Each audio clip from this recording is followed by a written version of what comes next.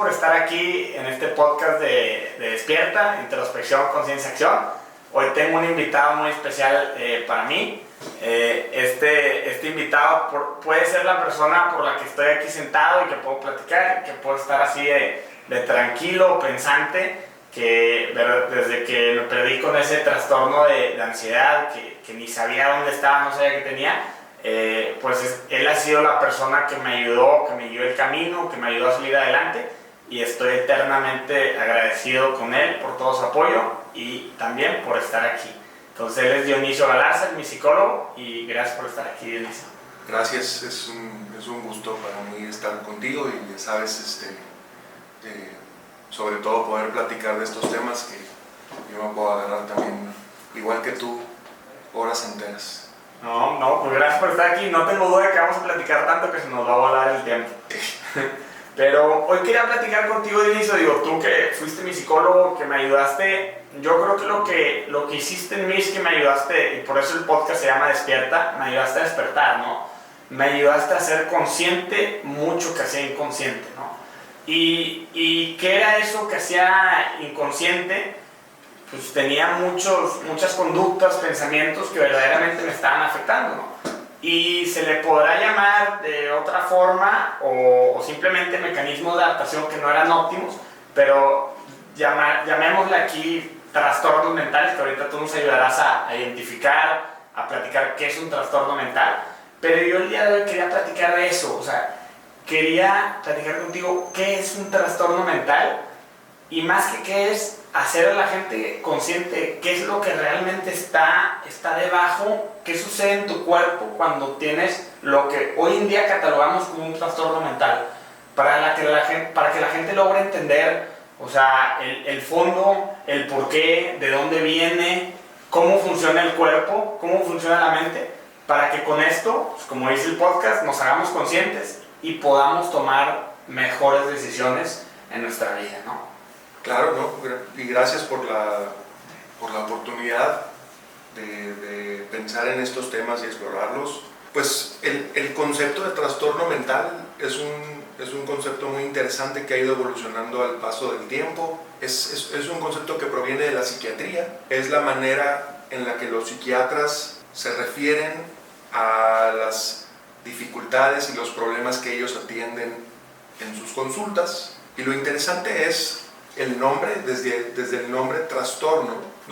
La verdad es que es un nombre que ya en el mundo contemporáneo pues ya no nos gusta para nada, porque nos traslada a esta idea de trastornado y sí, alguien que está completamente fuera de sí o lo que sea. Pero lo interesante es justo que se les llame trastornos y no enfermedades. Que esta, bueno, es una polémica que ha existido en el campo de la psiquiatría desde hace mucho tiempo. ¿Por qué en psiquiatría y en salud mental se habla de trastornos y en otras áreas de la salud, en otros campos de la medicina, se puede hablar de enfermedades? La mejor respuesta que yo podría dar a esa pregunta es que se les llama trastornos y no enfermedades porque son básicamente una colección de síntomas que solemos pensarlos como síntomas que están conectados o asociados entre sí de alguna manera, pero no estamos seguros. Okay. Y no estamos seguros porque en general en la psiquiatría no se suele hablar, salvo en muy contadas excepciones muy raras, no se suele hablar de causas específicas, orígenes específicos, etiologías le llaman en el concepto médico, es etiología, qué es lo que ocasionó ese problema. Y sin eso, sin tener claro de dónde vienen estos problemas, de dónde vienen estos trastornos, no podemos con total certeza llamarles enfermedades y entenderlos como tal. Sí, o sea, no puedes atribuir algo a una causa-consecuencia directa, digamos. No se ha podido establecer hasta ahora. Okay. Y entonces, bueno, en el campo de la psiquiatría específicamente, en el campo de la salud mental, se usa este término para referirse a problemas específicos que se han identificado, donde aparecen una serie de signos y síntomas que, como decíamos, se cree que tienen una conexión entre sí, suficientemente sólida como para pensar que ese es un Ese es un fenómeno unitario, que es una sola cosa en sí, y que de ese modo pues podemos pensarlo como un problema que se tiene que abordar médicamente o psiquiátricamente. Es útil hablar de trastornos porque pues es una manera en la que los expertos o los especialistas en el campo de la salud mental se pueden comunicar entre sí. Si yo voy a China y hablo con un colega que se dedique a la salud mental de depresión, el solo hecho de que yo use esa palabra comunica un concepto específico que tiene atribuciones específicas, características específicas que nos permiten compartir ideas, impresiones, información, realizar investigación sistemática, etc. Y bueno, pues eso ha sido útil a lo largo del tiempo porque ha hecho más fácil la comunicación. Y el tratamiento, supongo, o sea, si tú catalogas todos los que tienen ciertos síntomas en un grupo, de alguna forma puede ser soluciones metódicas. Es correcto. Digamos que tipos de terapia, etcétera, que Así funcionen es. para, pues, digamos que atacar o solucionar ese tipo de trastornos que están en ese grupo y que cumplen con esa sintomatología, ¿no? Así es. Entonces, bueno, es una terminología que ha sido muy útil en el campo de la salud mental por muchas décadas, y al mismo tiempo lo interesante es que sobre todo más recientemente en los últimos años va quedando cada vez más claro cuáles son los límites de este concepto, y sobre todo cuando empiezan a aparecer, empiezan a emerger nuevas teorías, nuevas formas de conceptualizar la salud y la salud mental que nos van llevando a un punto en el que ya no nos alcanzan estos términos, ya no son tan efectivos a la luz de estas nuevas miradas, estas nuevas perspectivas, para poder describir fenómenos de una manera coherente, efectiva y humana, ¿no? Eso ha llevado a pues, toda una revolución que sigue, no se ha acabado, sigue habiendo mucha discusión al respecto, sigue habiendo mucho que pensar con respecto a esto. Pero hoy en día entonces, desde estas otras miradas, desde estas otras perspectivas, sobre todo derivadas de investigaciones más recientes que tienen un potencial de tener un gran impacto en nuestro entendimiento de cómo funcionamos, de cómo reaccionamos al estrés, de cómo nuestro cuerpo se sana a sí mismo, cómo responde al estrés y a las enfermedades. Todo eso nos está dando una oportunidad de replantear qué significa cuando se pierde la salud mental. ¿Qué significa eso? ¿Qué implica eso? Y sobre todo, ¿cuáles son las maneras en las que, sobre todo quienes estamos del lado de ser especialistas en salud mental, cuáles pueden ser maneras más efectivas de ser de ayuda para la gente, de buscar soluciones y estrategias nuevas de tratamiento, más allá de lo que se ha intentado por mucho tiempo? Claro, y me imagino por esto hablas de la teoría polivagal, que tú me has platicado, ¿no? Sí. Porque fíjate que yo mientras estabas hablando, o sea, yo me quedé pensando cómo lo pudiera aterrizar, y de lo que tú me has enseñado y del libro de Davor Score, que está buenísimo, o sea, me encantó, y también muy amigable, ¿no? Sí, sí. Y sí dije, o sea, conforme más he visto, por ejemplo, también todo lo que me pasaba a mí, como yo, digo, cuando llegué a tu consultorio, ¿te acuerdas? Yo ya me estaba volviendo, ya en ese momento ya no podía, o sea, estaba en un estado de alerta constante, que yo no sabía ni lo que tenía. Yo pensé que era mi corazón, como te acordarás, que iba a tener un ataque cardíaco, pero sí pienso mucho en lo que me pasaba, en ese caso toda la sintomatología, que yo estaba en un estado de alerta, y también pienso, por ejemplo, en las conductas que tenía, esa constantemente estar tomando, o sea, desvelándome, pero cómo constantemente me tenía que estar moviendo, y cómo al analizar todo eso y conectando un poco con esa teoría polivagal, te digo, llego a la perspectiva de que, oye, pues todo esto no era más que la mejor forma que mi cuerpo había encontrado de adaptarse, o sea, los mecanismos de adaptación que le habían funcionado a mi cerebro y a mi cuerpo adaptarse, y que tu cuerpo, al no ser capaz de racionalmente, digo, tu cerebro inconsciente no conecte ese racional de si hago algo hoy, en 10 años me va a pasar algo, no, o sea, se basa en el sistema de recompensa inmediato, ¿no? Que todo eso está hecho porque por millones de años ha funcionado, o sea, genéticamente, evolutivamente ha funcionado. Y entonces yo veo esto y como que conforme más veía todo lo que me había pasado, al menos a mí, lograba ver como, oye, simplemente yo estaba tomando porque me ayudaba a adaptarme, ¿no? Mi mente sentía ese estado de alerta en el corazón, en el sistema digestivo, en mi enfoque, porque mi cerebro creía que había una amenaza, o estaba teniendo tal nivel de estrés que le hacía pensar que había una amenaza, ¿no? Y como que todo eso, o sea, si te ibas 2 pasos atrás, decías, o sea, me encanta por eso la teoría polivagal, porque hace tal perfecto sentido. Simplemente era la mejor forma que tu cuerpo dijo, en ese momento, la probabilidad de sobrevivir, de acuerdo a ese entorno que cree que estás en una pradera, esto es lo que vamos a hacer. Vamos a sentir el estado de alerta porque hay una amenaza. En este caso era interna, pero en casos puede ser externa, en casos puede ser, puede variar, ¿no? Pero, o sea, esa es mi forma que, como dices, conforme ha avanzado, pues tal vez tú cuando me dijiste, David, tienes un trastorno, que nunca me dijiste, de hecho hasta más adelante que yo te pregunté qué tenía, y pues era como ansiedad generalizada. Pero si lo veías bien, me gusta por eso como lo dices, de que pues, sí, me pudiste catalogar ahí, pero lo que me estaba pasando es que yo simplemente estaba en un estado de alerta porque estaba escapando de diferentes pensamientos, de cosas en mi vida, y mi ritmo de estrés pues era muy alto y hacía creer a mi sistema que estaba enfrente a una amenaza, ¿no? Pero de alguna forma, como dices, estas nuevas teorías ya empiezan a hacer que todo haga sentido, no nada más como catalogando, sino realmente todo lo que está en el fondo, ¿no? Sí, sí, es muy interesante eso. Me recordaste algo que, a un ejemplo, a una analogía que yo uso a menudo con mis alumnos, cuando estamos en alguna clase explorando estos conceptos. Si nos vamos a la perspectiva de hablar de trastornos mentales, cuando una persona va a consulta y empieza a reportar todo lo que le está pasando, todo lo que le está molestando, el clínico, el que está del otro lado llevando la consulta, va a recoger toda esa información y la va a tratar de categorizar, la va a tratar de catalogar adentro de alguna de estas etiquetas diagnósticas que se llaman trastornos mentales. Y lo interesante ahí es que la manera en la que catalogamos estos trastornos es en función de los síntomas, de las categorías generales de síntomas.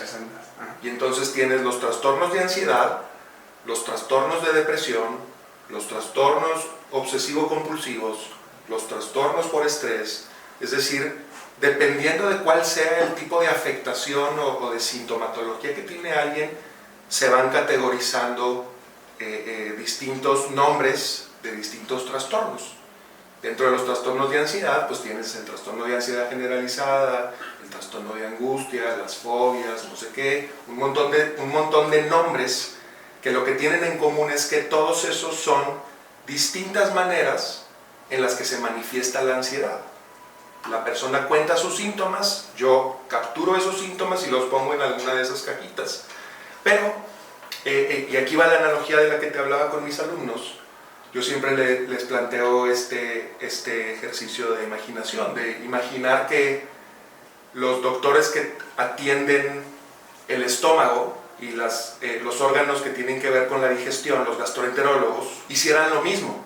Y ellos también tuvieran, así como existe el manual de enfermedades psiquiátricas, existiera el manual diagnóstico y estadístico de las enfermedades gástricas. Y entonces ellos también hicieran lo mismo y agruparan los distintos trastornos gástricos a partir de los síntomas. Y entonces ellos tendrían, por ejemplo, trastornos por dolor de estómago. Pero eso implicaría que si tú tienes un trastorno por dolor de estómago, en la medicina sabemos que un dolor de estómago puede ser porque te cayó mal algo que comiste, o porque tienes cáncer, o porque tienes otra cosa. El síntoma en realidad no te dice gran cosa de qué es lo que en realidad está pasando. Es nada más la punta del iceberg, la superficie. Yo llego con alguien y le cuento que tengo ansiedad y esa persona puede decir, pues tienes trastorno de ansiedad. Pero eso lo único que está diciendo es, los síntomas que tú tienes corresponden con esta categoría general de la ansiedad. Pero todavía no tenemos ni la más remota idea de qué es lo que en realidad está pasando para que tú hayas llegado ahí.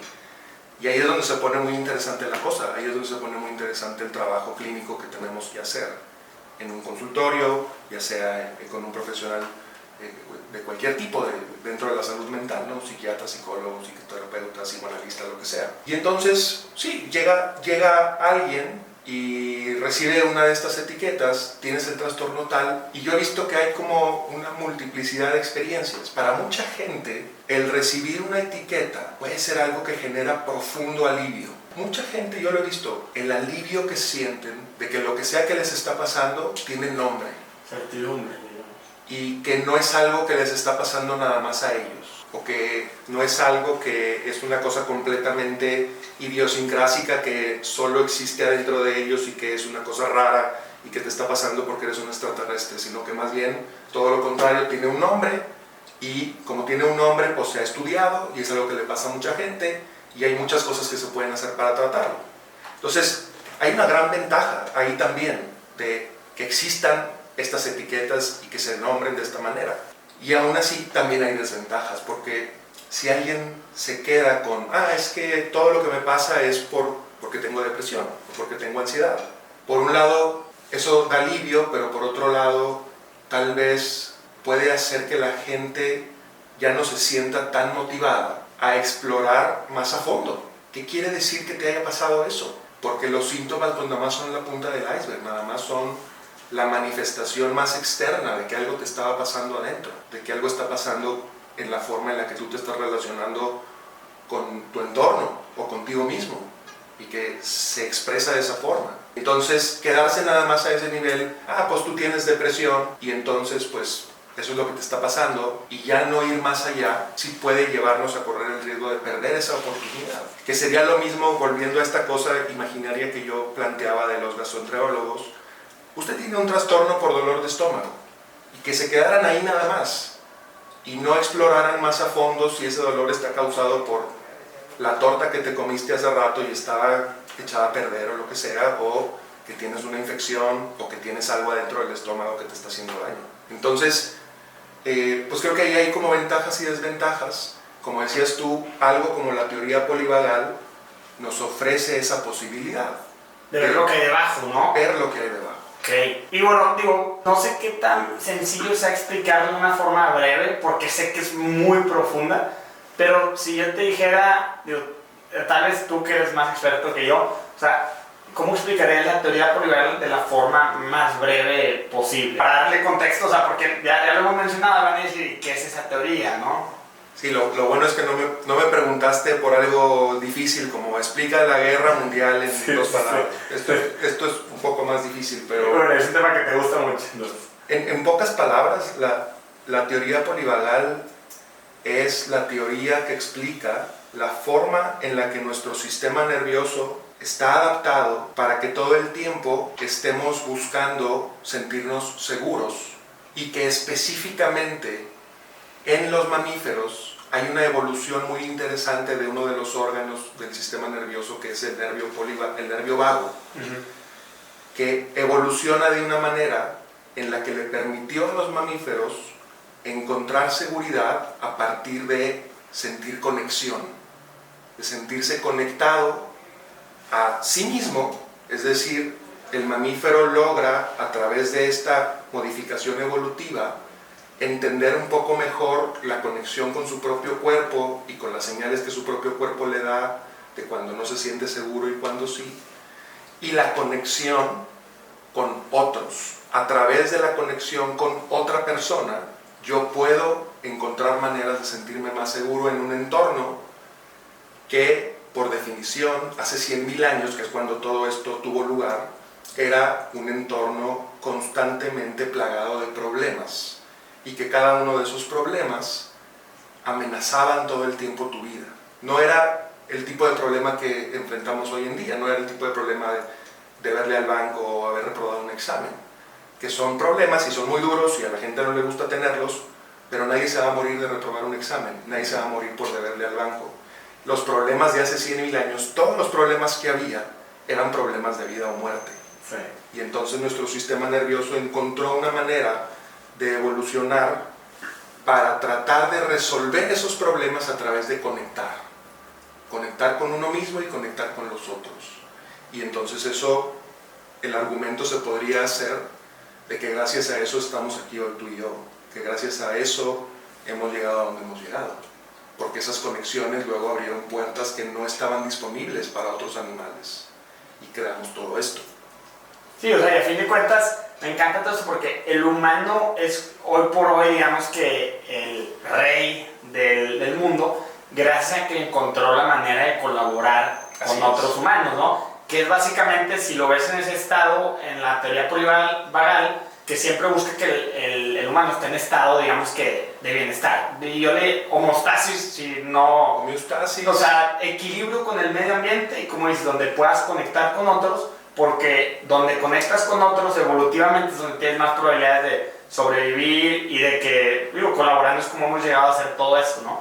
Sí. Y lo que me encanta es porque esa teoría, de hecho es el punto, o sea, toda esta introspección de dónde viene, o sea, qué pudiera, esta teoría polivagal que pudiera explicar, no todos, algunos de los trastornos, pero me encanta porque cuando empieza a haber diferentes enfermedades, digo, no, trastornos mentales, que es lo que quería platicar contigo, empieza a ser perfecto, o sea, como que todo empieza a cuajar, todo empieza a encajar de una manera que hace sentido, ¿no? Y eso es lo que, o sea, es tan claro, ¿no? En ese aspecto.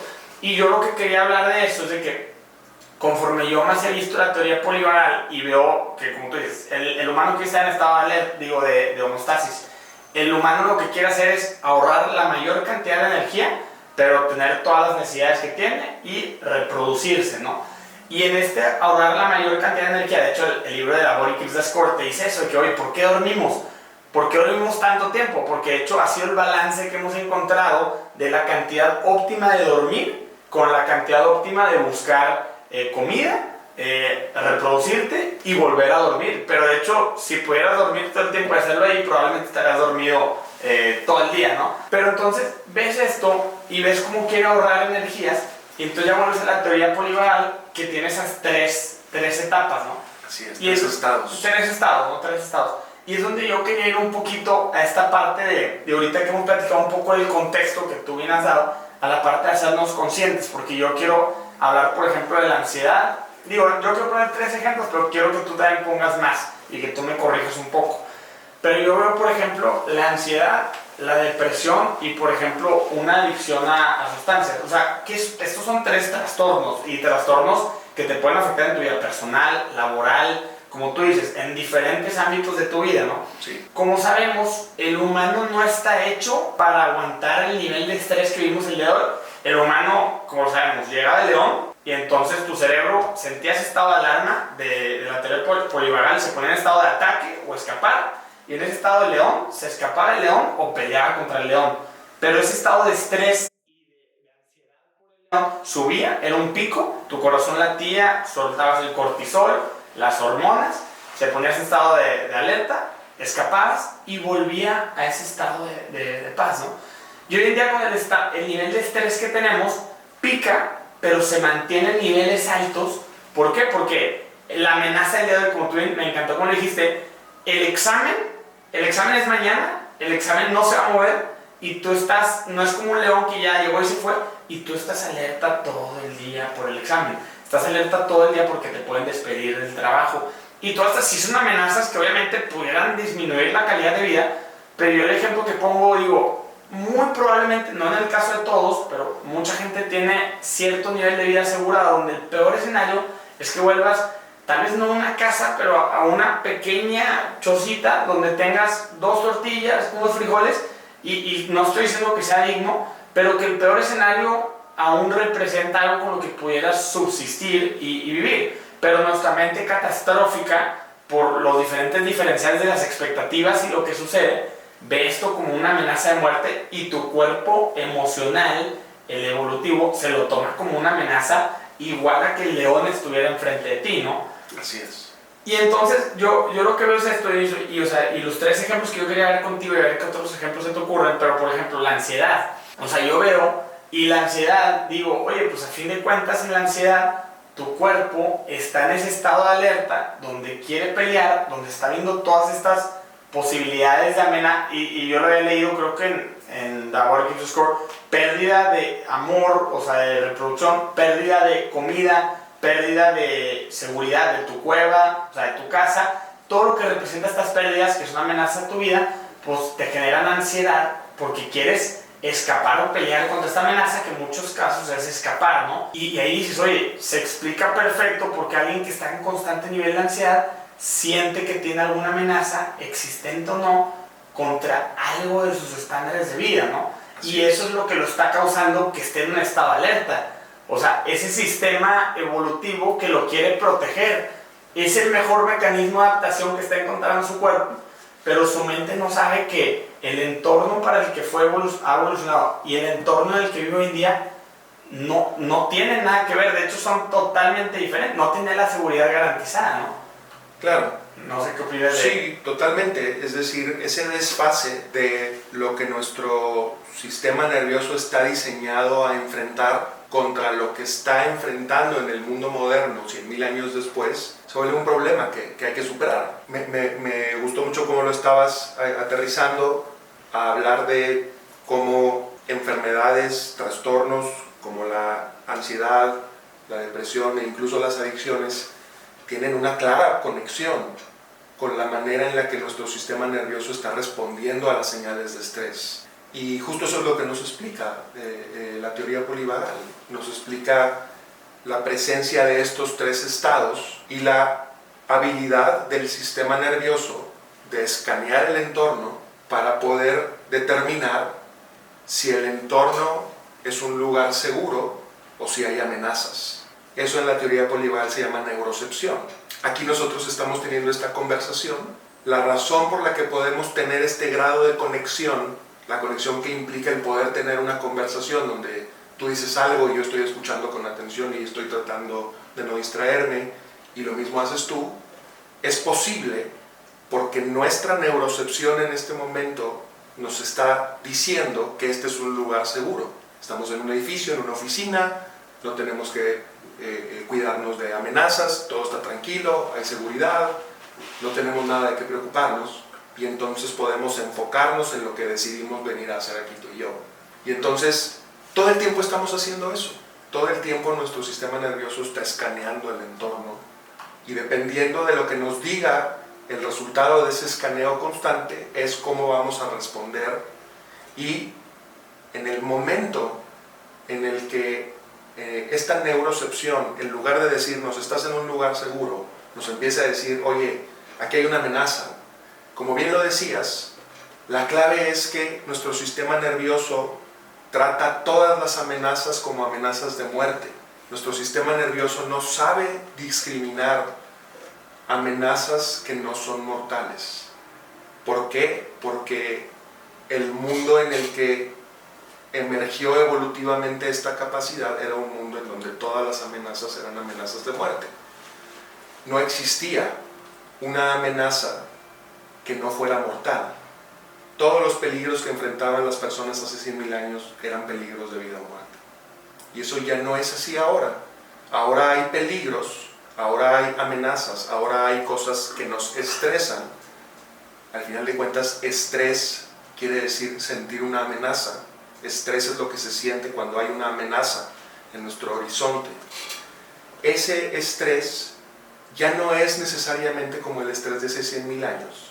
Y ahora puede haber circunstancias en las que hay amenazas que no son mortales y de todas maneras nuestro cuerpo las sigue interpretando como amenazas mortales.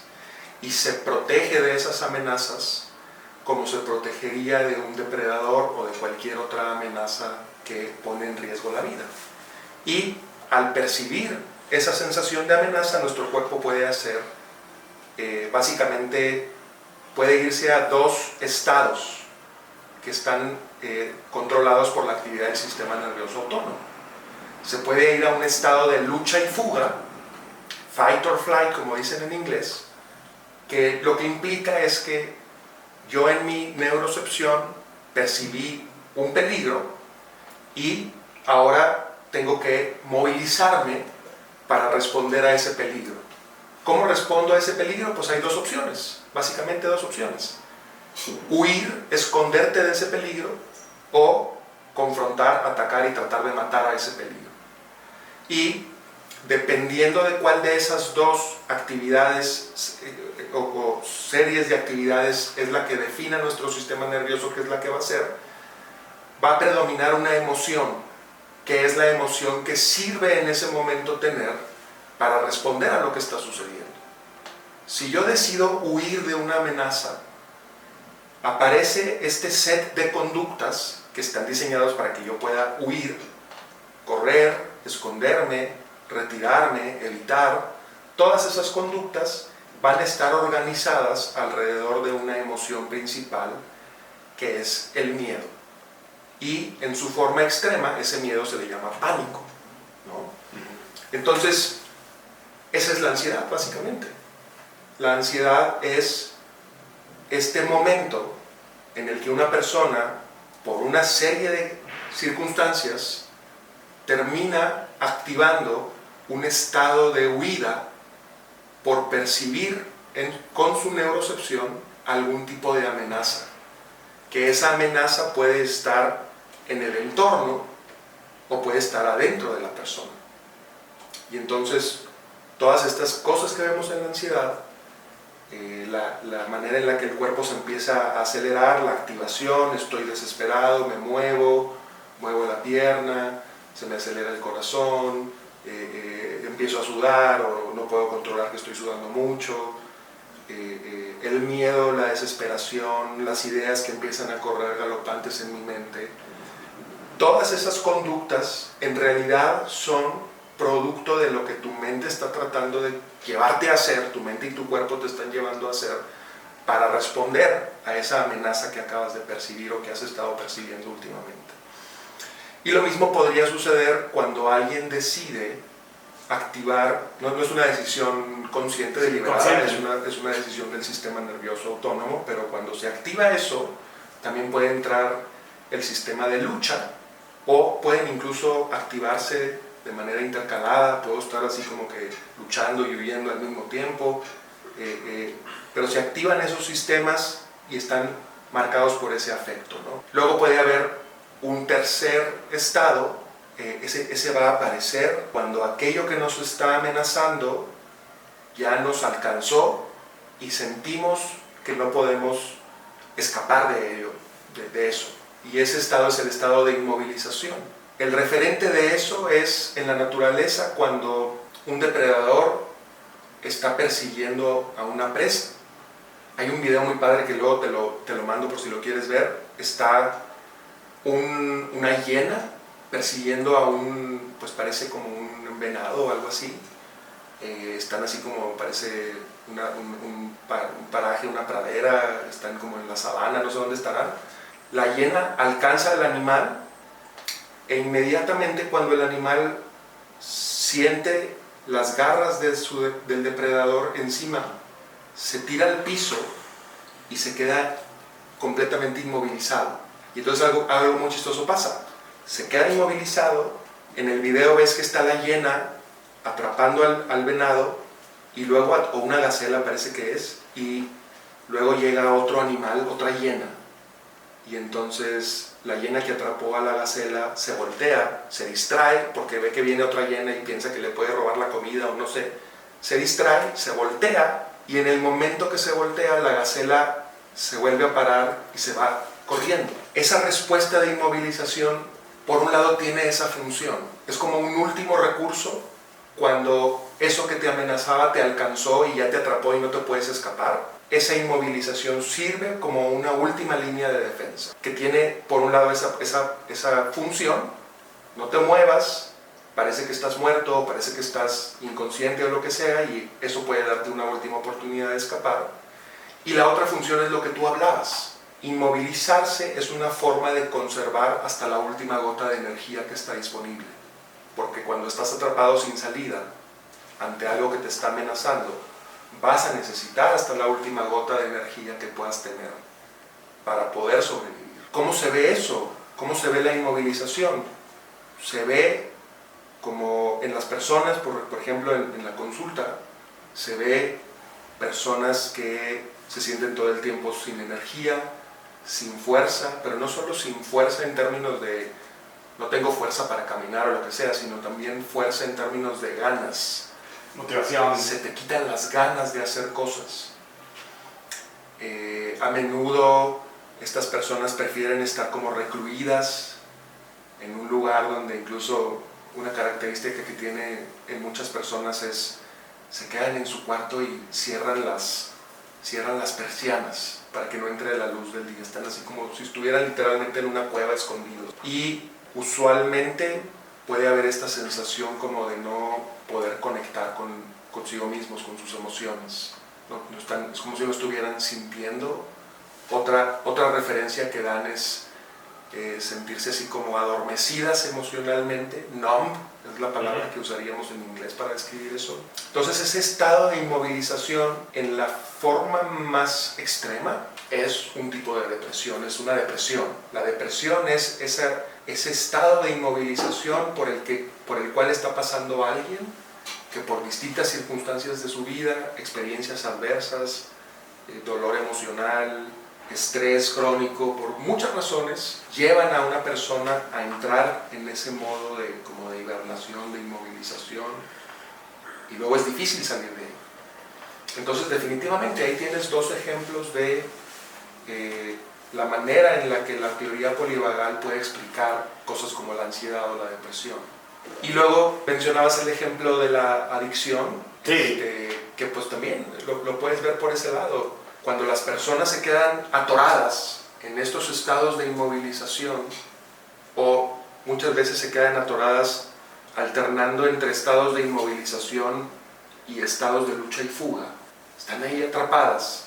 A veces algo como una adicción se vuelve un intento de resolver el que estás atorado ahí, el que te quedaste atorado en esas respuestas ante amenazas. Se vuelve como un círculo vicioso porque, por ejemplo, algo que es muy común, tomar alcohol, es muy común verlo en personas con ansiedad, por ejemplo, porque entonces Tienes que estar moviéndote. Por un lado, la ansiedad pues es este estado de activación que puede ser muy incómodo y que las personas están tratando de apagarse o desactivarse, y el alcohol es una sustancia que tiene como dos etapas. Al principio, cuando la empiezas a consumir, tiene un efecto como de desinhibición que te hace sentir como si te acelerara, como si hubiera una especie de euforia, pero esa euforia viene de que te está desinhibiendo, y entonces todo lo que antes te estaba frenando pues se quita, y por eso la gente piensa en el alcohol como este lubricante social y toda esta cosa, porque si alguien no se siente cómodo o le cuesta trabajo abrirse y platicar con la gente, pues toma, y entonces se siente esa desinhibición, y entonces siente que es más fácil poder hacer este tipo de cosas. Pero esa es solo la primera parte del efecto que tiene el alcohol en el organismo, en el sistema nervioso. La segunda parte, y que es lo que fundamentalmente es el alcohol, es un depresor del sistema nervioso. Entonces alguien que tiene ansiedad, que está en esta hiperactivación de la ansiedad, es casi como si estuviera usando el alcohol como una especie de ansiolítico, tratando de deprimir su sistema nervioso para disminuir la ansiedad.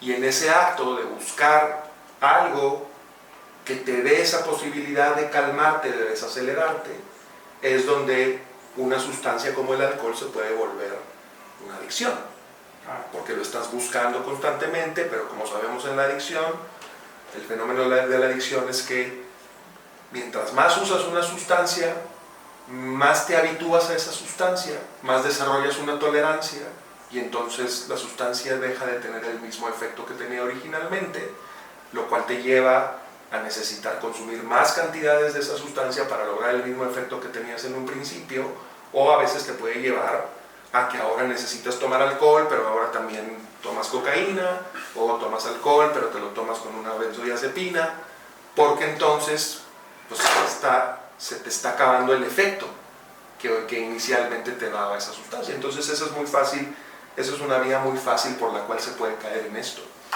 Y si a eso le sumas, aquí yo ya voy a meter un poco de mi cosecha, pero si a eso le sumas vivir en una sociedad en la que el alcoholismo está normalizado, claro, pues entonces ahora tienes otro ingrediente extra que contribuye a que se refuerce el hábito de consumir una sustancia. Sí. ¿No? Y lo que me encanta de todo esto que dices es que te digo, se ve poniendo en la base eso de que, oye, tu mente siempre está tomando la decisión que maximice la probabilidad de sobrevivir de acuerdo a lo que está programado, o sea, predisposición genética, lo que has vivido durante tu vida que ha sido recompensado, que le ha enseñado que funciona, esa predisposición genética y lo que tú has vivido ya ha sido recompensado o disminuido por emociones que digamos que te hacen evitar eso.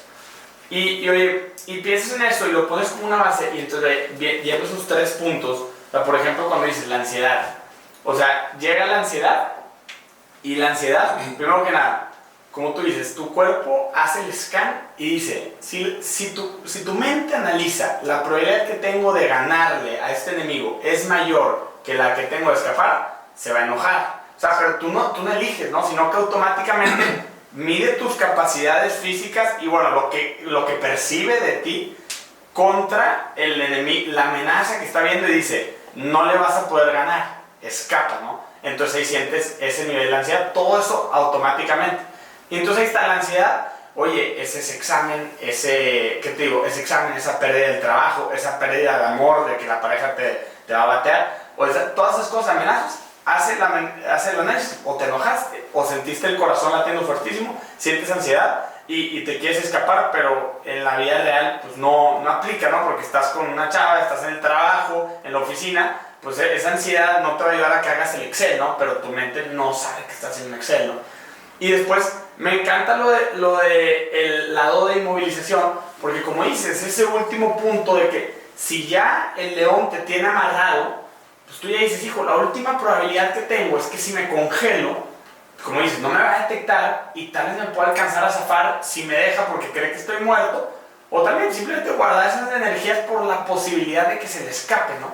Y me quedo pensando, o sea, cómo lo aterrizo en una depresión actual y digo, imagínate que alguien tiene todas estas, ¿cómo le llamaríamos? Compromisos económicos a corto plazo y pierde su trabajo o le pasa algo y ve sus compromisos, que es la amenaza, y la amenaza, o sea, esos compromisos financieros o ese proyecto de negocios es tan grande, pero tan grande que ya quedan 5 horas y ya dijo, o sea, ya ni aunque haga todos mis esfuerzos y en mis herramientas mentales, tal vez no tengo que pedirle ayuda a amigos, o sea, mis herramientas están compuestas de mis 2 amigos, que es lo que mi cerebro me ha llevado a creer, y mis habilidades, digo, mis 2 amigos no me pueden ayudar, yo no lo puedo hacer, y en ese momento tu mente dijo, ya no me siento ni estresado, porque el estrés no me va a ayudar, y entonces tu cerebro, pum, se apaga. Y entonces tú ves a alguien deprimido el día de hoy, y dices, o sea, hay algo, o sea, aparte de que se siente deprimido, que obviamente lo puedes ver, pero hay una amenaza, algo que no puede controlar, algo que no puede, que ya su cerebro inconsciente, no el conscientemente dijo, no puedo, apárate. Inconscientemente su cerebro autoescaneó y dijo, no puedes, apárate, ¿no? Y obviamente entonces ahí ves, oye, entonces hace perfecto sentido para alguien que pierde su trabajo y por ende con los compromisos se le agobia el mundo, ¿no? O que simplemente no ve cómo va a hacer todos los pagos que tiene que hacer el siguiente mes y por ende le pega una depresión, ¿no? Y después también ves el tema de sustancias y dices, alguien que le ayudó oye, que hizo amigos y que el tomar alcohol le ayudó a encajar, como tú dices, el cerebro, o sea, el humano se ha desarrollado para ser un humano donde la colaboración ha sido el aspecto genéticamente más valioso que lo ha llevado a sobrevivir de esta forma y a hacer esta sociedad. Entonces dice, sí, o sea, yo me quedo pensando en una fiesta, tú tomaste y te llevaste con todos los amigos, te cayeron bien, estuviste con la chavo que querías o con la persona que querías y por ende tu cerebro tomaste alcohol y dijo, oye, el alcohol te ayudó a estar ahí, a encajar, a que estés con esa pareja, a que estés con ese grupo de amigos y entonces tu sistema de recompensa, lo que son las, endorfinas, serotonina, serotonina es para otro, pero endorfinas, ¿no? Y se me fue el nombre de... Dopamina. Dopamina sobre todo. Y te dijo, oye, te sentiste bien, sentiste placer, se soltaron los neurotransmisores y dijiste, oye, voy a seguir tomando, ¿no? Por esto, ¿no? Y después, como tú dices, le metes el lado de la sociedad, que oye, todo el mundo en la sociedad toma y tú quieres pertenecer a la manada, porque si te sacan de la manada, significa frío, muerte, falta de comida, o llega un león y te va a comer, no hay protección, ¿no? Pero entonces tu cuerpo entonces dice, por ese factor cultural y aparte por el hecho de que tu mente, inmediatamente cuando tomaste y estuviste con ese grupo de amigos o esa pareja, tu mente liberó esa dopamina y básicamente recompensó esa acción. Y en el conductismo, dime si me equivoco, pues va a reforzar esa conducta. Y tu mente nunca va a poder conectar, oye, pero es que el alcohol a largo plazo puede ser causa de una enfermedad crónica como fumar, y a largo plazo fumar y tomar me van a llevar a una muerte probablemente anticipada. Pero tu mente no conecta con ese largo plazo racional e inmediatamente lo recompensa y lo refuerza. Pero entonces si ves esa depresión, si ves esa ansiedad y si ves ese trastorno por adicciones, simplemente son las mejores formas en que tu cuerpo ha encontrado por genética o por experiencia de que tú sobrevivas en ese momento, ¿no? Exacto. No, sí, simplemente ahí lo que yo iba a agregar es esta idea de que nuestro cerebro no está diseñado para que seamos grandes hombres de negocios, ni para que hagamos hojas de Excel por 8 horas seguidas. No está diseñado para que seamos los mejores deportistas, las mejores mamás o papás. Para lo que está diseñado es para sobrevivir. Lo único que está buscando todo el tiempo tu cuerpo es que sigas vivo lo más que se pueda. No está pensando en cómo, a ese nivel en el sistema nervioso no existen todas estas cosas que estamos persiguiendo como seres humanos. No existe el dinero, no existe el éxito, no existe, nada de eso existe. Lo único que existe son las cosas que te mantienen vivo y las cosas que no te mantienen vivo. Y entonces a ese nivel es el que opera. Y por eso el reto es que habiendo llegado hasta este punto, habiendo llegado hasta este nivel, donde hemos trascendido esa barrera de la supervivencia básica, tenemos que reconciliar. La conciencia humana, como la entendemos hoy en día, la racionalidad humana, está construida sobre esa base. Y que no se va a ir a ningún lado. Y no solo no se va a ir a ningún lado, no se necesita que se vaya a ningún lado, porque esa es una fuente increíble de sabiduría.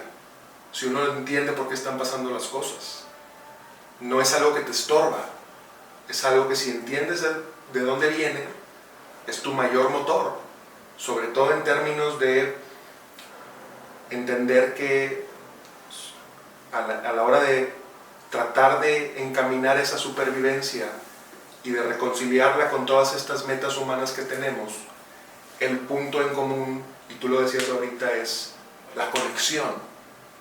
La habilidad de conectar es lo que reconcilia esas dos realidades, esas dos facetas humanas. El humano como este ser evolucionado, racional, consciente, con inteligencia, con todas estas capacidades, que quiere lograr metas abstractas que no tienen un correlato directo en el mundo real. Y el humano como un animal, como un chango que aprendió a hablar y que está todo el tiempo buscando las cosas que le ayudan a mantenerse vivo. La manera de integrar esas dos facetas del humano es que los dos pueden lograr lo que están buscando, mejorando su capacidad de conectarse con ellos mismos y con la gente a su alrededor. Y tú, sé que tú en los otros capítulos que has hecho, has hablado mucho de la importancia de la psicoterapia, por ejemplo. Ahí es donde puede tener un lugar muy preponderante la psicoterapia, porque a veces parte de lo que nos hace enfermar es que no sabemos cómo conectar, ni con nosotros mismos ni con la otra gente. Y un espacio como el de la terapia es donde podemos aprender a hacer eso si no lo hemos aprendido a hacer.